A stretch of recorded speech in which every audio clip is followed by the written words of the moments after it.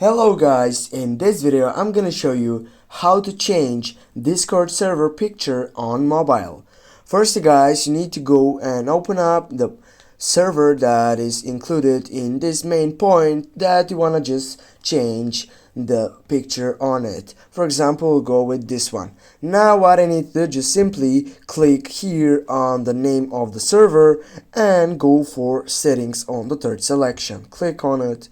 Then go on the first selection on the settings side for overview. Click on it, and as you can see guys, on the right button you have an option for changing the picture. Where it is the option, it is beside the picture. Click on the picture plus icon, go for example gallery, then here you'll need to choose the picture that you want to be on this server. We'll go with this picture. I'll go now upload, and I get back Discord unsafe change. This is what I need to do, just go console. Now go down, as you can see you have a save button, click on it first, and the server settings have been updated. Now get back, and here guys, as you can see, we have changed the Discord server picture.